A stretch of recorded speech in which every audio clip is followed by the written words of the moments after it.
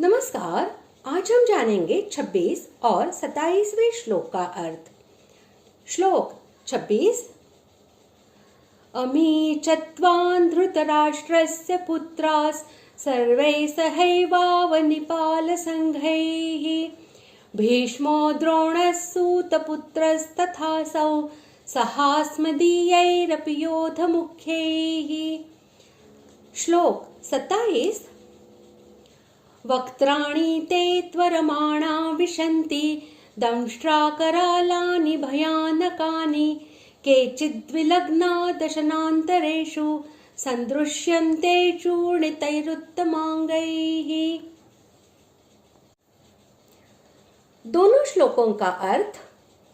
वे सभी धृतराष्ट्र के पुत्र राजाओं के समुदाय सहित आप में प्रवेश कर रहे हैं और भीष्म पितामह, द्रोणाचार्य तथा वह कर्ण और हमारे पक्ष के भी प्रधान योद्धाओं के सहित सबके सब आपके दाढ़ों के कारण विकराल भयानक मुखों में बड़े वेग से दौड़ते हुए प्रवेश कर रहे हैं और कई एक चूर्ण हुए सिरों सहित आपके दांतों के बीच में लगे हुए दिख रहे हैं।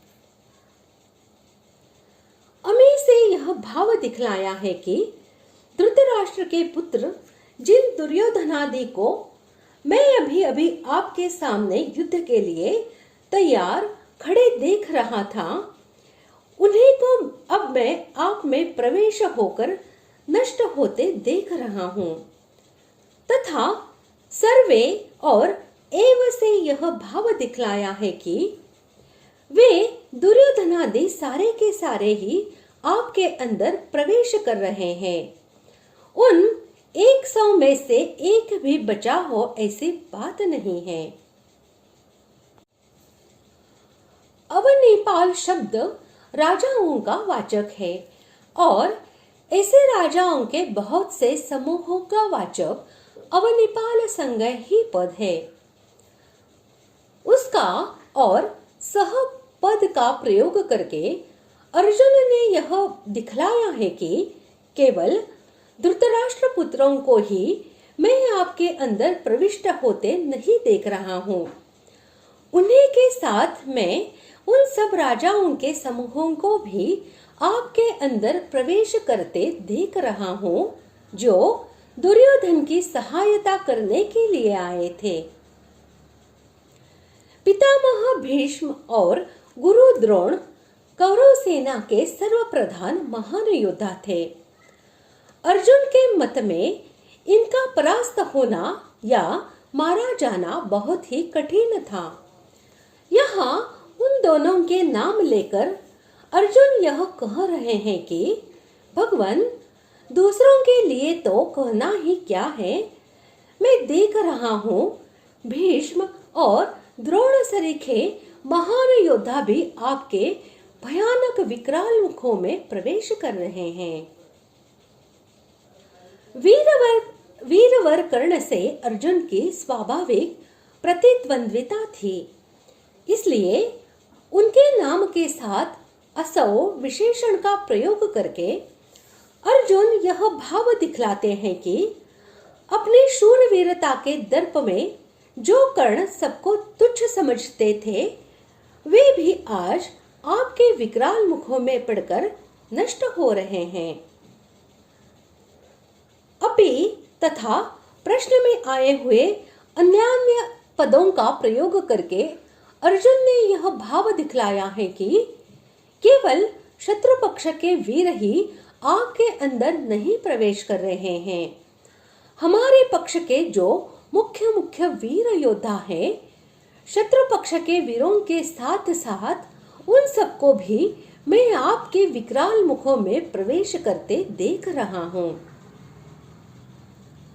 त्वरमाणा पूर्व श्लोक में वर्णित दोनों पक्षों के सभी योद्धाओं का विशेषण है।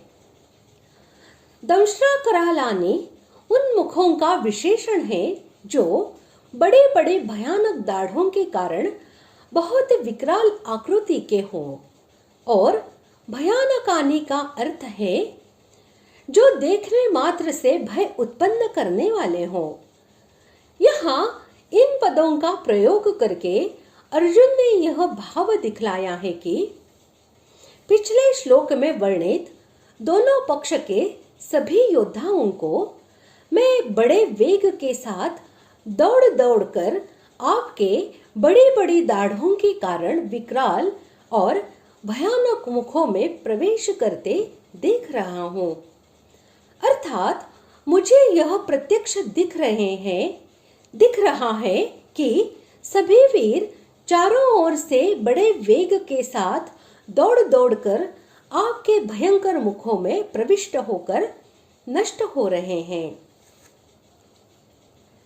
कितने ही चूर्णित मस्तकों सहित आपके दांतों में फंसे हुए दिखते हैं। और इससे अर्जुन ने यह भाव दिखलाया है कि उन सबको केवल आपके मुखों में प्रविष्ट होते ही नहीं देख रहा हूं, उनमें से कितनों को ऐसे बुरी दशा में भी देख रहा हूं कि उनके मस्तक चूर्ण हो गए हैं और वे बुरी तरह से आपके दांतों में फंसे हुए हैं। इस प्रकार आज हमने 26 और 27वें श्लोक का अर्थ जान लिया है। अगले भाग में जानते हैं 28वें श्लोक का अर्थ। धन्यवाद।